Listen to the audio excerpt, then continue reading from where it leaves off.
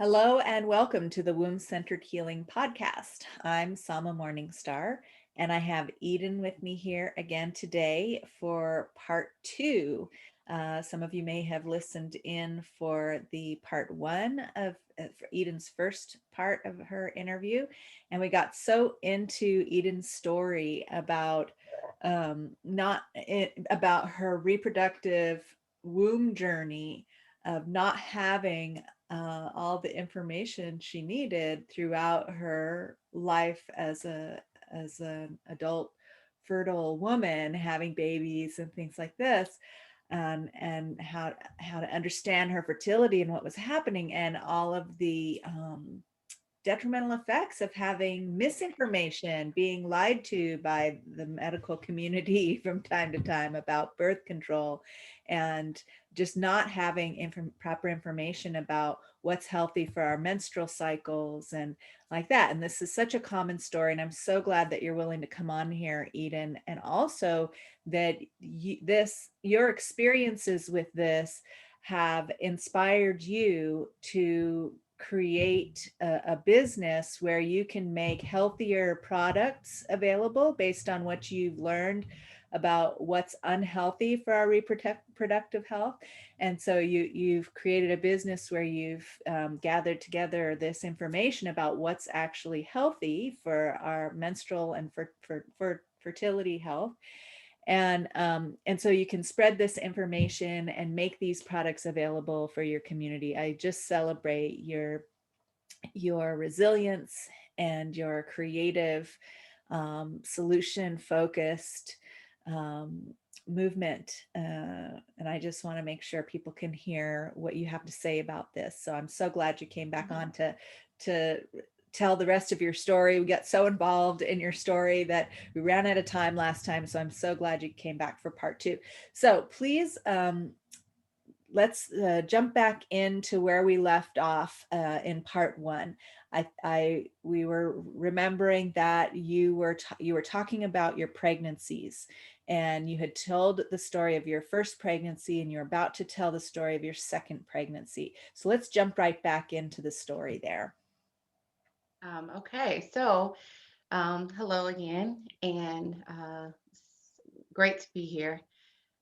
We did stop at me going into the second pregnancy. I spoke about how the first pregnancy was very peaceful, and there was a lot of light moments. When it came to my second pregnancy, I was 20 years old, and I was. It's just funny how cycles happen and how the world responds and reacts to things. But I was my boyfriend had moved back into town and we rekindled our relationship, and then I ended up pregnant again. I was very unsatisfied with the idea, and not just the idea but actually being pregnant, because um we were not in, I guess, a healthy relationship, and I did not want to be pregnant again, by the same person, because of the way our relationship was. It just wasn't ideal, and so I tried my best to kind of just accept it, and I tried to maneuver through it, but it wasn't easy. It was very uncomfortable. And not only was I uncomfortable mentally, but also spiritually, emotionally, and as well physically. I had terrible heartburn with this second pregnancy, and the heartburn was so terrible. I felt like I could chew gum and I would get heartburn. So I didn't eat much. I Every time I had a checkup, it was all this, you have to eat, you have to eat. And I'm like, it hurts for me to eat. And it just wasn't it wasn't a peaceful time. I had also, halfway into the pregnancy, discovered that the person that I had been pregnant by had interest with someone else. It was like emotionally just draining, and I believe that's how I carried. And the reason I think that's so important with the way the pregnancies were is because I don't like. not that I took it for granted. It was just I didn't know. I like being pregnant. It's more than just having a egg be fertilized by sperm and just going a period of 9 months. Like your body is going through things. You also not just going through things, but your body is carrying life. And it's not just carrying it, but it's creating it while it's carrying it. And you have to be in a place physically, mentally, emotionally, spiritually to be able to, endure that. And it's a privilege, but also it's a very difficult task. And with I guess with you have to understand the purpose of the womb in order to fulfill that task. And I believe I was ill equipped to do any of that because just of the misinformation. Either you had family with it being taboo and not wanting to discuss it, or either you had professionals in the healthcare industry that just didn't care. And then you have me in the middle with, this in this just this hole of just not knowing. So remind us, Eden, about uh, you told the story of your first pregnancy and how peaceful it was. It seems like you must have had a different idea about being pregnant with this same father then, and why it was so. I'm just curious why it was so peaceful then when all the circumstances were the same. You didn't have the information you needed still then. I mean, if you didn't have it in the second pregnancy, you certainly didn't have it in the first pregnancy. Right. What how was it that it was so peaceful that first pregnancy, and then so tumultuous in the second pregnancy? The first pregnancy, I blamed everyone that I believe had a part in my growth and development. So I didn't blame myself. It was like, this is my parents' fault. This is my educator's fault. This is my healthcare professional's fault. This is my church's fault. This is his fault. But it wasn't on me. The second time, I blamed myself. Mm, So I believe that mentally I carried that. The first time I wasn't, um, it was kind of like I had accepted what had happened once I became aware of, okay, you're pregnant. It's like, okay, you don't want to be, but it's here. So let's figure it out. It's kind of like your first rodeo in something. It's like, okay, this may look like a hard task, but I can do it. When you're faced with the hard task again and you believe to have made it through the first time, but it's like that second time you put yourself there, I had a different mindset. It was like, okay, I got over this the first time, and now I've put myself back in a situation that I blamed everyone else for. mm-hmm, And supposedly, possibly should have gotten some knowledge from that first time, but here I am again. mm-hmm, And so I think it was guilt maybe that was present with me the second time. mm-hmm. Again, something not good circumstances for my womb, as I'm understanding now. Right. I can so understand that. I've had repeating patterns in my life too, and difficult patterns. And the first time, or even the first and second time, depending on the level of difficulty, it could be easy to repeat something. I mean, to blame something on other people and say it's their fault. This happened to me, and I'll just deal with it. And but then when it happens again, Mhm. the same pattern, it starts to dawn on a person that, okay, who's the common denominator here, right? Because the second time the circumstances were different, you were fully aware of the activities that could get you pregnant. Right, you'd had Right. the experience before, and you knew who you were dealing with this gentleman that you know that you were messing around with.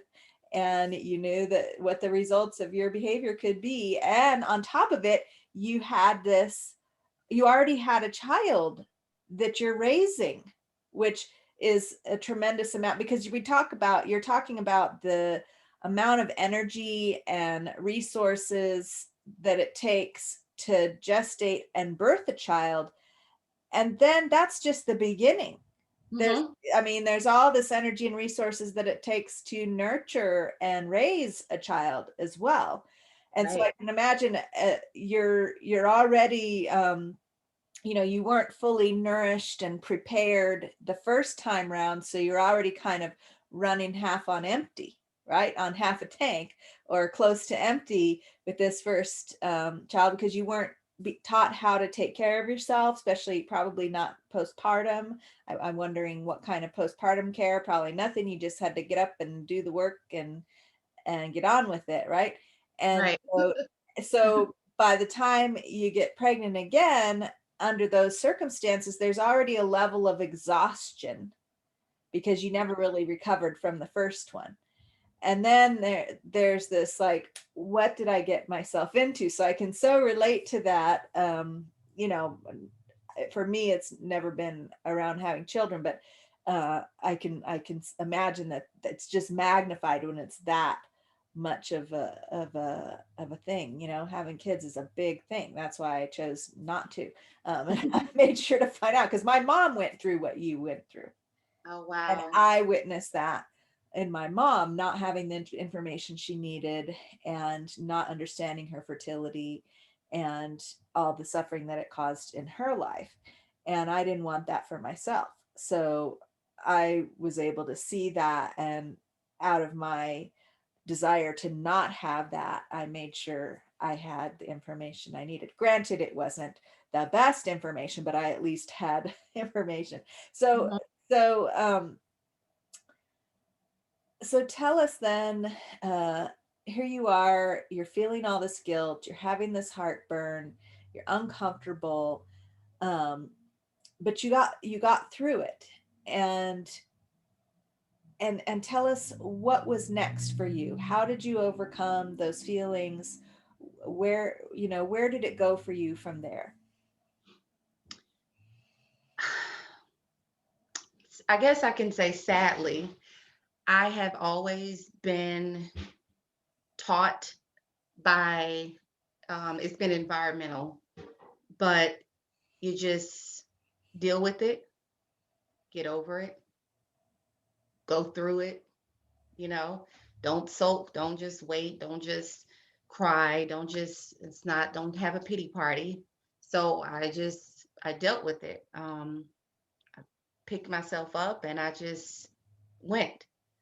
And it's funny that you asked that, because now, like literally 2020 was when all these epiphanies came, and when there was like a realization, is like it just hit hard, and all this information came and this wealth of knowledge, because I started to begin to understand that that wasn't the healthiest way to go about that.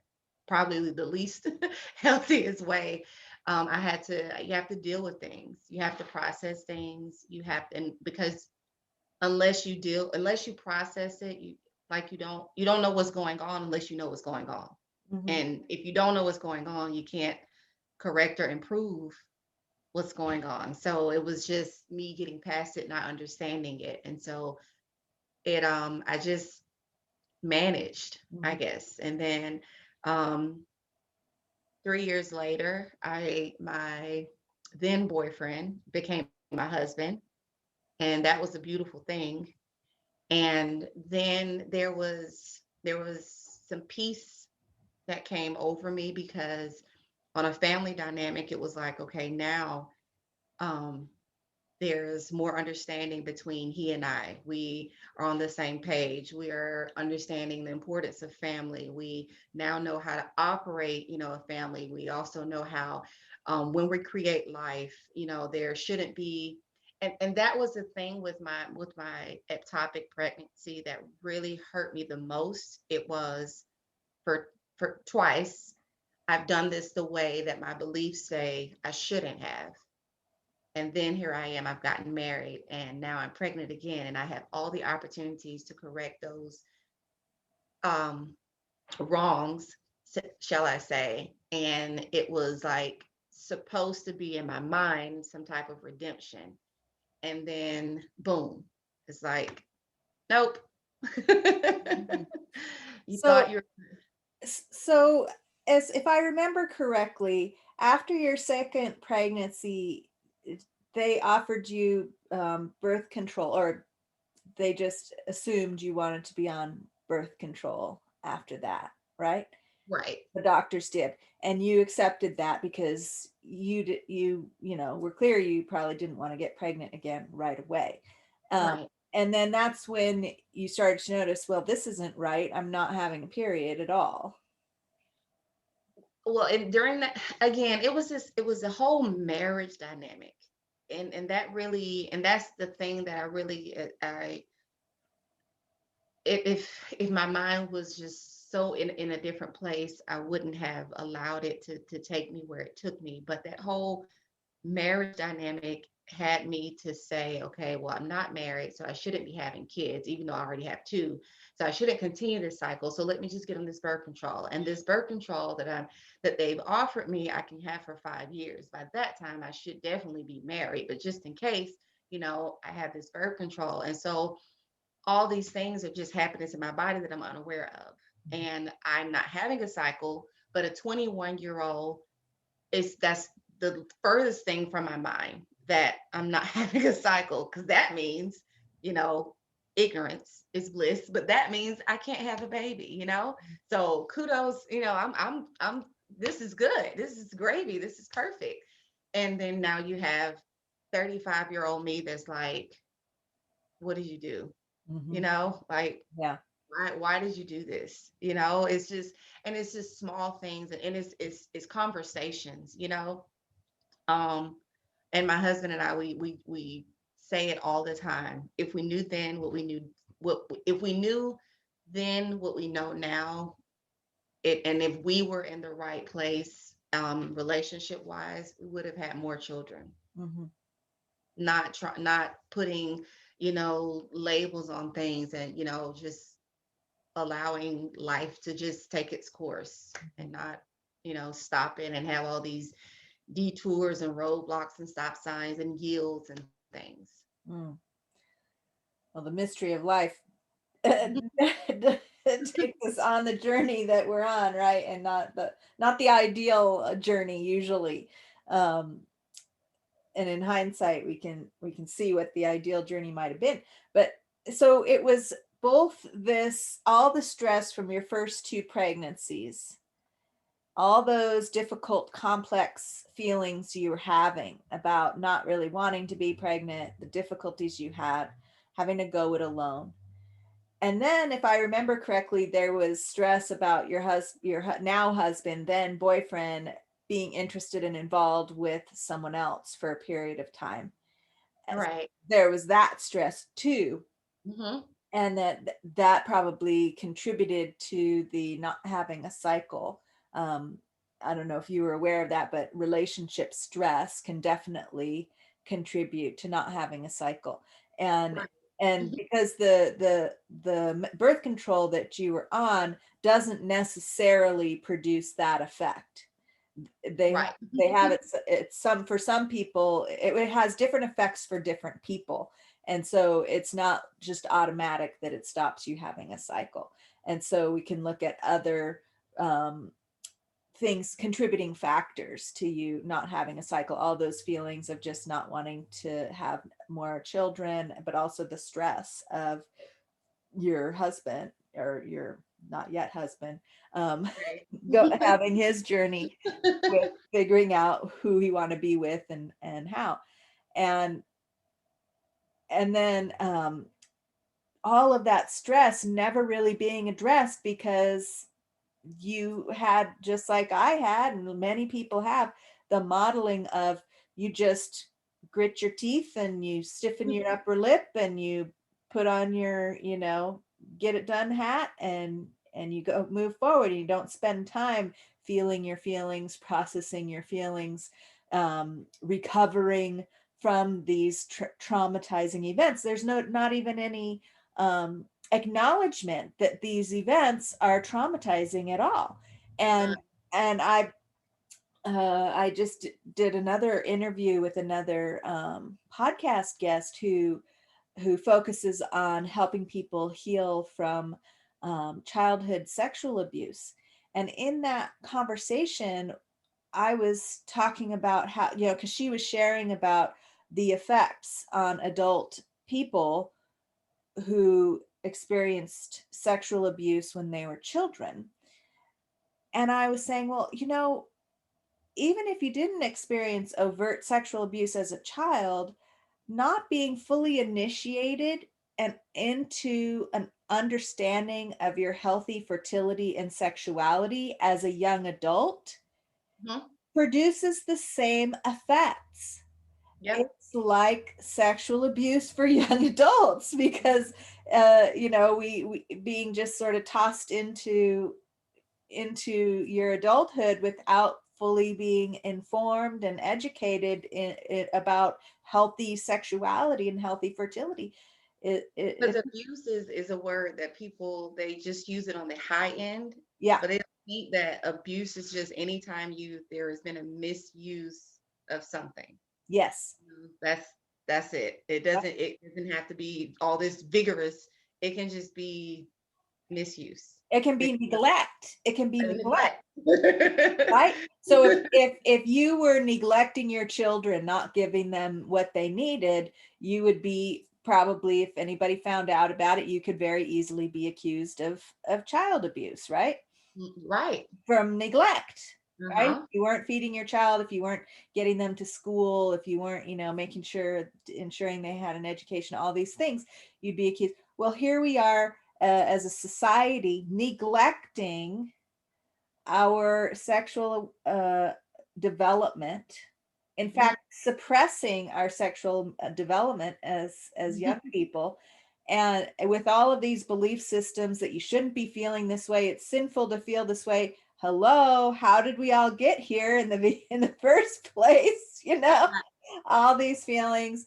And without any kind of structure of educating and informing and helping to initiate young people into a healthy sexuality and fertility. And so that neglect, I feel, qualifies as abuse and requires a healing process. So I'm so glad that it sounds like, since all of that, and especially with this ectopic pregnancy where you thought, now I'm married, now I'm playing by all the rules, right? Now everything should happen smoothly, and Smoothly. boom, not so, right? You're like, Yeah, like, okay, dude, what's that? I was talking to God. I was like, dude, I did this wrong. Like, according to you, I did this wrong, and you gave it to me when I didn't want it. Now I want it. No, but then I had to just understand. That's when I began, as far as the journey. That's when I began to understand. Okay, maybe there are other dynamics that I need to focus on that is contributing to this. Mhm, And so that's, I guess, just a little bit of when the journey started. It mhm, was okay, what else is going on? mhm, What else is going on with my mind? What else is going on with my emotions? What is going on specifically for me at the time? What is going on physically? Because that's where I started. First, let's look at what's happening physically, which is when I began to do the research and discovered about the birth control. That was the first part, the birth control, and what it actually was doing to my body, and how it caused the scarring in the fallopian tubes, and how, like, I just, in my mind I was like, why is this okay? For a drug to do this, it's like that's almost permanent birth control, like. But yeah, so that was when that journey started. It's like, okay, so then I decided I'm not ever going to be on any type of birth control ever again in my life because of this. um and then hold on one second, Eden. Could you explain that a little bit better? So let's remind the listeners about what kind of birth control you were offered, and and what you were told, you weren't told accurate information about it, and then you started to learn that it was actually causing scar tissue in the fallopian tubes. So can you just spell that out a little bit more to remind us? So in 2007, after I gave birth to my second child, I was offered the birth control of an IUD called the Mirena, and the I was told that the Mirena worked in two ways specifically. One was it released hormones to prevent fertilization of an egg. And then the second way was the Mirena, I was told it's shaped like a T. And so the top of the T would create like a barricade or blockage so that um, sperm couldn't get through, is how it was described. What I later found out was that the Mirena, the hormones or whatever was released from the Mirena caused chemical burns. Basically, is how it was. It was chemical burns to my fallopian tubes, and those chemical burns. There were scars as a result, and basically they looked like little craters. So the image I give is if you um, have ever seen the image of someone walking on the moon, that's what the inside of the fallopian tube looked like, those scars. And it's not supposed to look like that. The fallopian tubes is supposed to be lined with this flowing little fingers that Absolutely. are Like, welcoming, like this plush carpet for the egg to be tickled and brushed down the tubes and mhm. into the uterus and all of this. But the chemical burns shriveled No up, it tickling. sounds like, shriveled up that lovely plush carpet and created craters instead, which sounds Mhm. like that's why the egg kind of got stuck in a crater and That's ended exactly up. what Uh-huh. happened. It was released and got stuck in one of those craters and began to form. And so the first part of that here, this is where we're getting into, um, I guess, resources, and also there's also this whole part of demands. Like knowing when you're going to when you're having a physical, knowing where you're going and having conversations with the doctor, what are questions that need to be asked, what's information that's need to be understood. um I When I found out that I was pregnant, it was, I think I was like 4 weeks. I called the doctor immediately because I was so excited. I called to schedule an appointment, and I was told that in my city that you they did not schedule appointments before 8 weeks. And in my mind, I thought that, I'm like, well, that's, we're almost out of the first trimester. I didn't think that that sounded healthy, especially if I'm aware that I'm pregnant. Why do I have to wait? Because, what if something's wrong?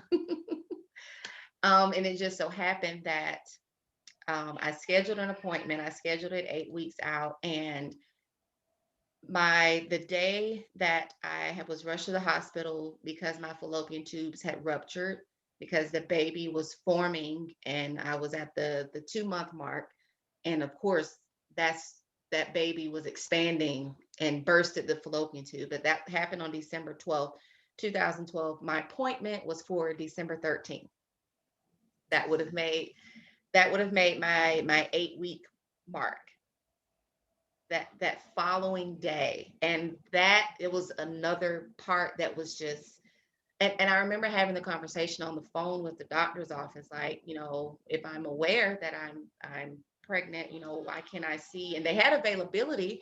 And what they told me was, and the I guess the receptionist, she was like, well, we get so many people that come in and then they decide that they don't want to, have the baby, and they want to have an abortion. And so we don't want to waste, time. And I'm like, well, I'm not doing that. Can I be seen? And it was just this, no, it's, 8 weeks. And that was something I didn't like, and if I had just maybe pushed a little bit more, I could have found another doctor.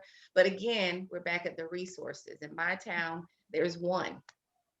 Or I think at the time there were two, but they were under the same umbrella. Mhm. So there might as well have been operating as one.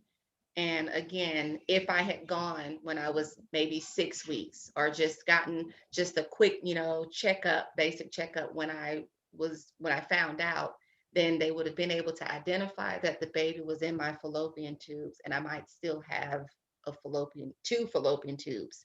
But because of that experience, my fallopian tube ruptured one night, and I lost 2 pints of blood, and I had to go into emergency surgery. My husband had to sign off on it. It was very traumatizing for him because he was basically signing off on the death of his child, and he took it harder than I did. And yeah, that was so now I'm left with one fallopian tube. Mm.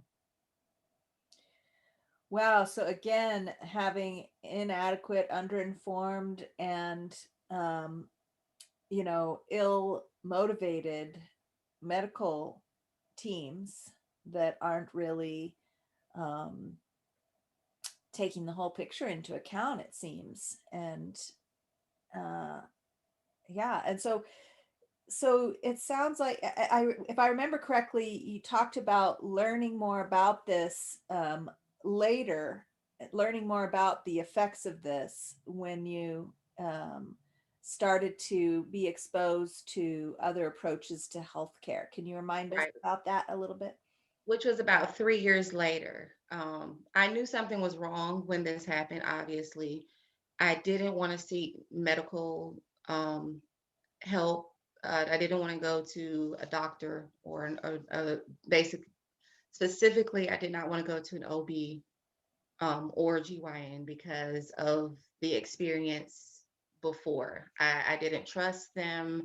I didn't feel like any information they gave me would be beneficial to me, and it would only be some way, encouraging me to not have kids and just go ahead and I don't know. It was just I didn't want to. And I know people say, people told me, why don't you go get it checked out? But again, my experience wasn't a good one, so I just wanted to stay away from it. And then in 2015, I started a more holistic journey, and that's when and I moved to a different city. I moved to a larger city that had more resources that um never knew anything about chiropractic or acupuncture before I had moved into that city. And so the holistic approach, it allowed me to start having a regular cycle. It also allowed me to be in have access to resources and different, I guess, conferences where people were discussing things that I had been through that I had never had heard, be discussed before. And so one of those things was, you know, that was when I learned about the toxins and the feminine products and the washes and the pads and the tampons and the wipes, the cups, like all of that stuff, and how they're the carcinogens and things, like all of that. Can you tell us a little bit more details about that? Now, if listeners on the podcast here may have heard previous episodes where we talked about um, commercial menstrual pads and tampons actually having substances in them that are deliberately added to make women bleed more. So they have to Yes, buy more products. Is that what yes, you were finding out as well? yes. So it's a profit oriented thing and with no regard to women's health at all. None. It's just simply to make it so women have to buy more products. Hmm. And if you have to be very in tune to, like I go to therapy, and one thing that my therapist always says is that we have to become more aware, and um, we have to become awakened. And so that's what's more important. Like when you listen to specifically, let's just go with always. when you listen to a always commercial, the thing their selling point is absorbency.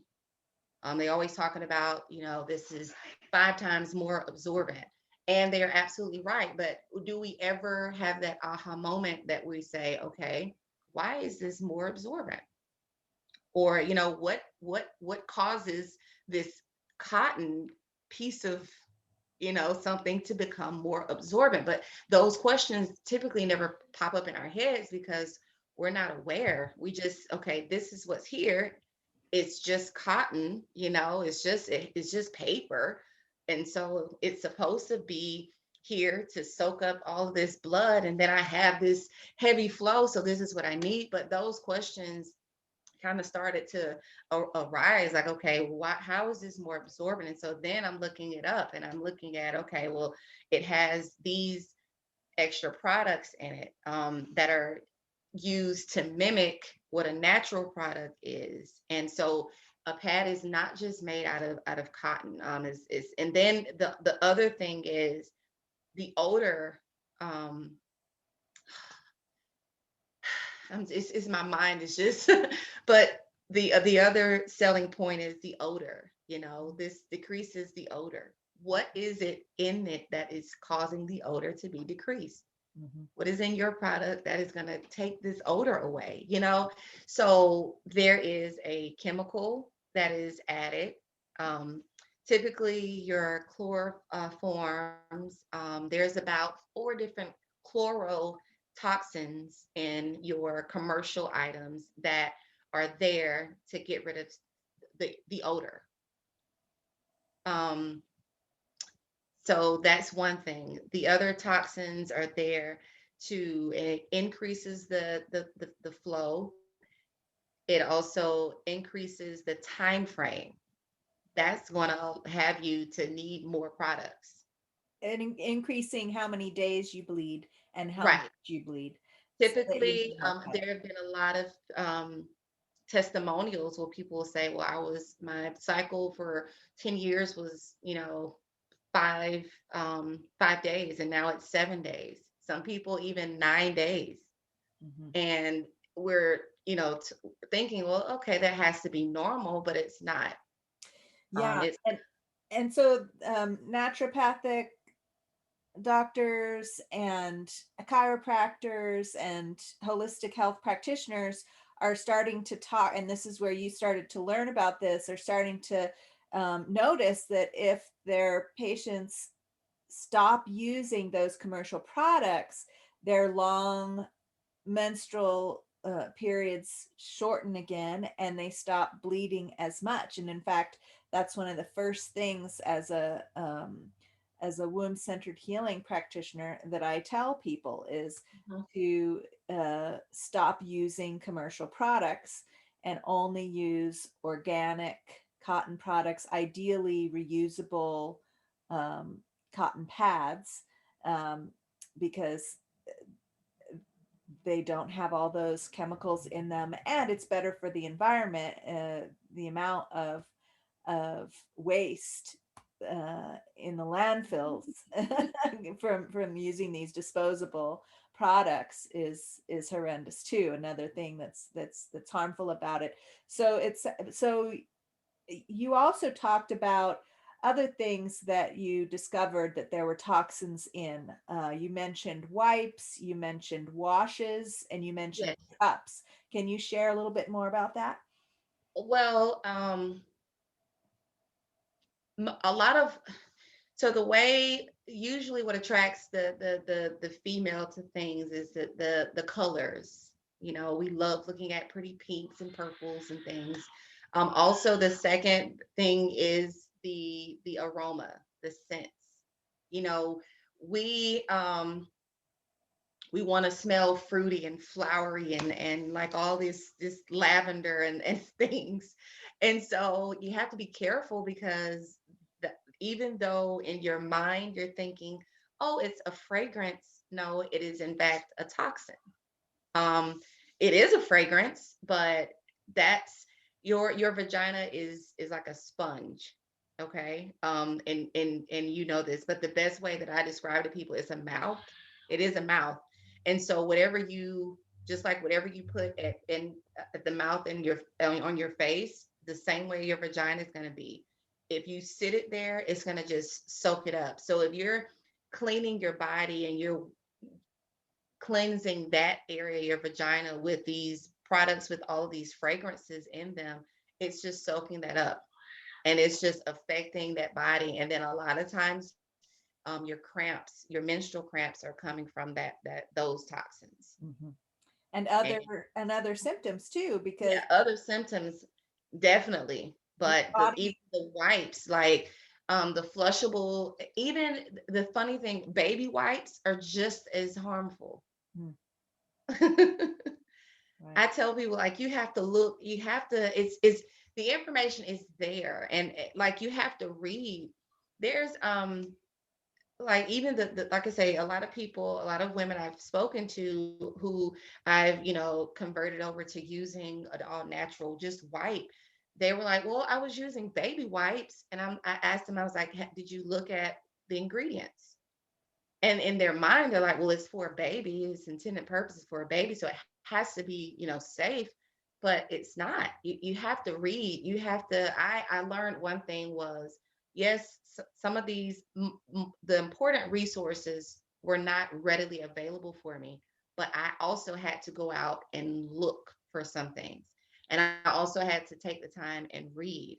And so, yes, on one side of the spectrum, the people who I felt, had the charge of making sure I knew this information were dropping the ball. But there was also part of it that I could have done my part. So my part is making sure I at least read. And then we have Google. I tell my kids all the time when they come and ask me something, I'm like, did you look it up? Like when I was a kid, when I we had an encyclopedia set. Mhm. Look it That up. was when I had to do a project. And God forbid it was an old set. You didn't have any new information Right. in, but you have Google now. You have all of these resources to look up information. If you don't know what glycerin is, Google it. It'll tell you exactly what it is. If you don't know what styrofoam is, look it up. This is what is in your commercial feminine products, and it's sitting on your vagina. And then that's a whole nother thing, because the bacteria, you're using a pad that's telling you it's 5 times more absorbent. You're going to want to keep it on all day, you know? And you keeping it all on all day, that bacteria from your menstrual flow is just sitting there mixed with the toxins, and then your vagina is just soaking it, just eating it all up, and it's just infecting your vagina, ultimately your womb, ultimately your whole body, because I mean, it's womb centered, right? Yeah. That's the center of your body. And your Exactly. mind is Mhm. just, it's just trickling, so that's the biggest thing. It's like, and it's kind of these aha moments when I have conversations with people and I'm telling them about what hygiene is, and I'm telling them, it's when I first started, people just thought it was, oh, she's selling, pads. And I'm like, well, no, these are different. And yes, I could clearly create my own product, and there's room for that. But there's so many products that are already out there, that already exist, that are doing a wonderful job at providing something that's safe for our bodies, a pad or a tampon that is completely cotton, or a reusable, like you stated, they're reusable underwear now. And that's a whole nother thing, like, are your underwear cotton, are they silk, you know Well, now um, I just want to mention with like the reusable, like the period panties. mhm. I'm not sure I trust those period panties, because what is in them that allows them to just be a panty and absorb all the blood? What's in there? Right. And that's a good point. And there aren't, so I will say there are not any period panties available on Hygiene as of yet. Hmm. I've had about 4 different companies reach out to me about their product, and I'm currently researching. Okay, that's not- good to know because I've been suspicious about these period panties because it doesn't make sense to me that it would be able to just hold and absorb in a thin panty Mhm. what it takes Um, a bigger, fatter pad to absorb that's a natural fabric, right? So what do they have in there? right. They probably have some gel or something. And is Exactly. that a toxin? And we just don't know about it yet because there hasn't been any research done on it. And everybody's all excited about period panties, but Because they're convenient. Convenience convenient. sells too, Hmm. which is why people don't typically, also what we're about to in the next few weeks definitely offer are the cotton reusable pads. Hmm. Not the panties just yet, but that people typically don't want those because they're not convenient. Oh, I have to put this on and I have to wash it. Yeah, but it's safe. And and with the period panties, yes, some of them do have gel. Right now, I know one of them that reached out, they have the gel. And of course, they're going to tell you, oh, it's not harmful, but uh-uh. Yeah, the companies who make baby wipes say it's not harmful too, and Right. okay to wipe it on your baby, and so it must be okay to wipe it on your vagina, and it's not. It's got chemicals in there that are absorbing not only into your vagina but your baby, Right. you know. Like, okay, let's so do you have wipe products, baby, adult women, that don't have harmful chemicals on your site? Yes. Currently we have Ill Organic brand is one that we have, and then we have Good Wipes brand. Mhm. And I really the L Organic brand, I am going to discontinue it very soon, only because it's not. I'm not there. A couple, the end of 2020, they branched off, and I think they have like another contributor to their product making. And if I'm not mistaken, that's part of the Always community, and I'm not feeling it. Good Wipes is an Atlanta-based company that's fairly new, and I live in Atlanta, and um, I have a relationship with them, and there's it's actually a male that created the brand, but it was just supposed to be an all natural wipe. It started just being body wipes for people that went to the gym, and then that from there, it was a lot of women saying, "Hey, what about wipes for that are safe for my vagina?" And so, Good Wipes has been my go-to, and I've started formulating my subscription packages with only providing Good Wipes brand. Wow. And so it sounds like you're really curating these subscriptions that people can get on, and you're really doing that background research so that people Yes. can say, and maybe even if they don't know about a product, or they can reach out to you and say, hey, what about this product? I don't see it on your site. And you can say, well, I researched that one, it's not on my site for a reason. Or, oh, that's a new one for me, I'll research it and maybe I'll add it to my. And so that's the service really that you're providing. Yes, you're providing these products, but you're providing this service of researching it to make sure that these products are really going to be healthy for people. That's so beautiful. I just want to thank you for um, making all of the challenges that you've experienced into something so beneficial for your community. Can you tell, you mentioned cups, and I'm curious because I thought that menstrual cups, that there's nothing really toxic about them because most of them are like food grade silicone or something like that. Am I incorrect about that? You're not incorrect, but you have to be cautious. Um, I've learned that about 80% of them are the food grade silicone. There are some that are silicone based, but they have some additional toxins in them for durability. Mm, So, and I currently do not offer a cup option only because it's tricky. mm-hmm, Also, there's two reasons as far as me offering options. I currently have two brands of tampons, but here's the thing. I'm trying my best because I have different clients or customers. One, they're gonna get it because okay, this is safe. But I'm having to also make sure that they have the education to know why it's safe. People that go with tampons and cups are usually on a convenience end of the spectrum. If you do not know how to properly use either, the bacteria can cause damage. And so with the cup, if you're getting this cup and you're saying, I can keep this cup inserted into my vagina for an entire day, when I get up and take a bath in the morning to when I come home from after work and after I've gone to the gym, then that's not how you should use it.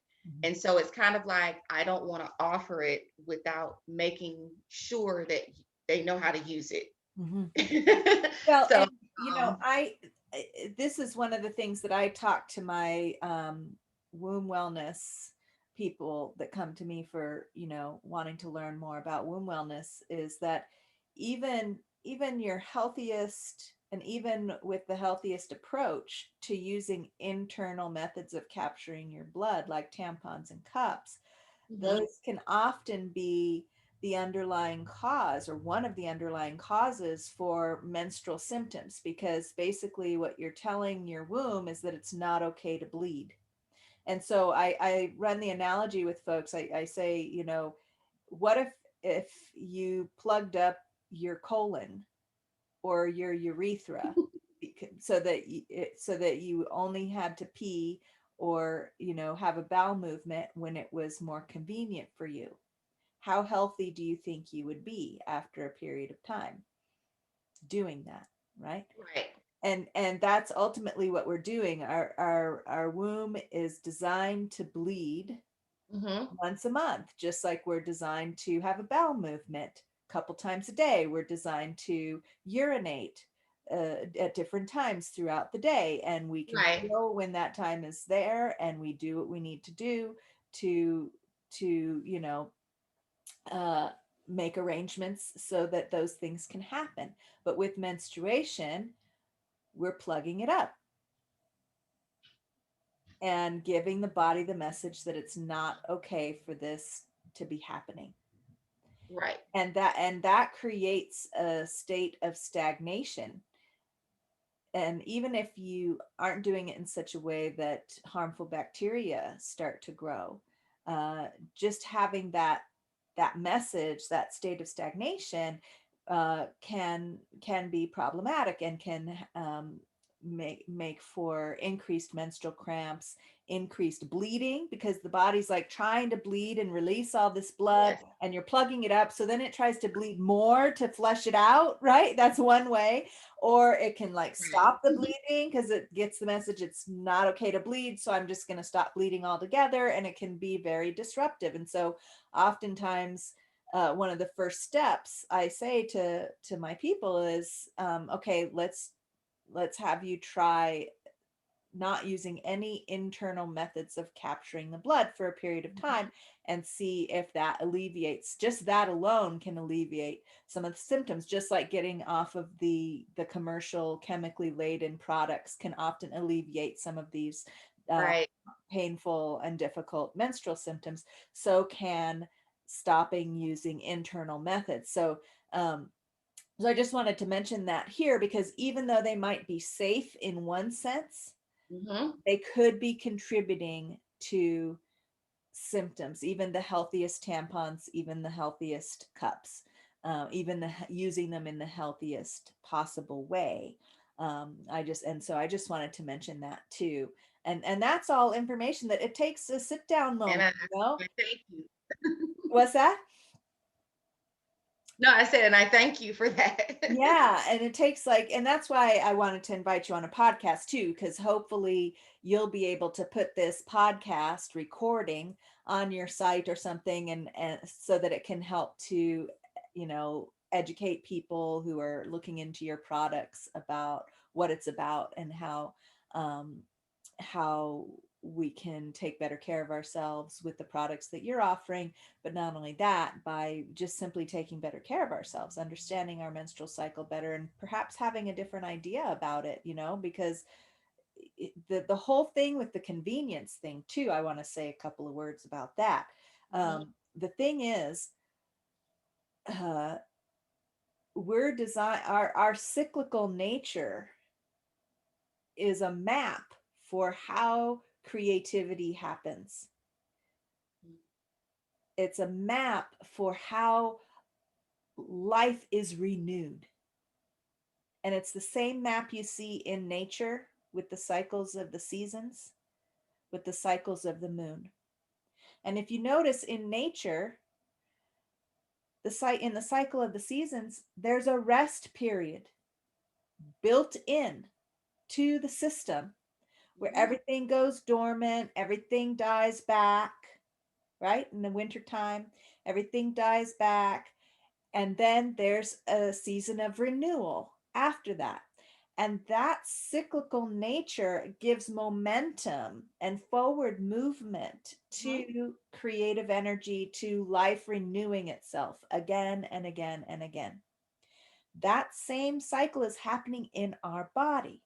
And when we decide that we believe in this whole societal structure that says you have to be working at the same intensity level, you have to be productive and as just as productive and just as active every single day of every month in a linear fashion, that's designed on a male body who has a daily cycle of renewal and rest, renewal and rest. And we have that cycle too, but we also have a monthly cycle of renewal and rest, as well as a yearly cycle of renewal and rest. Everyone has that yearly cycle. Okay.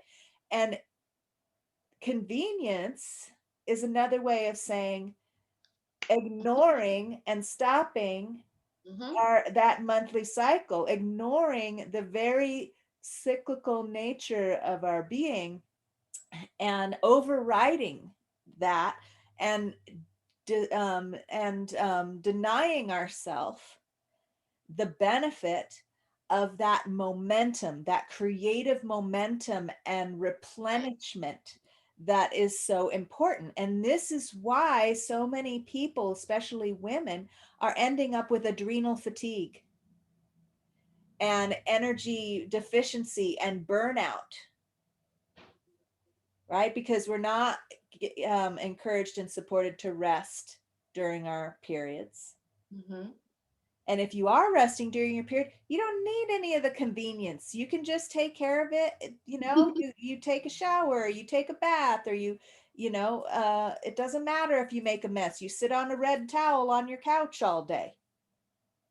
Right. Doesn't Let matter if there's a leak or whatever. In fact, you can it celebrate. flow. You can Let let it it flow. And some people even do free bleeding, which is which is taking it to the next level of just letting the body bleed, and you bleed on a towel or a mat. and Mhm. and it's a very healing and sacred practice to honor and respect and appreciate and celebrate this important part of our cycle. And Right. this is part of what I teach in the womb centered healing temple, and there's many people that are teaching about this too. I'm not the only one.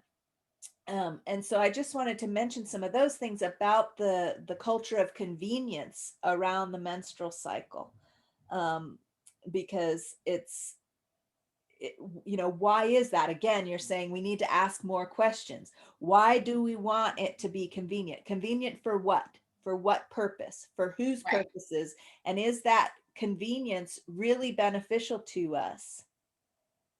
Or is there it's actually harming us? Because Mhm. yeah, it's convenient. We can keep going, going, going, going, going until we burn out Right. and we have Yep. nothing left.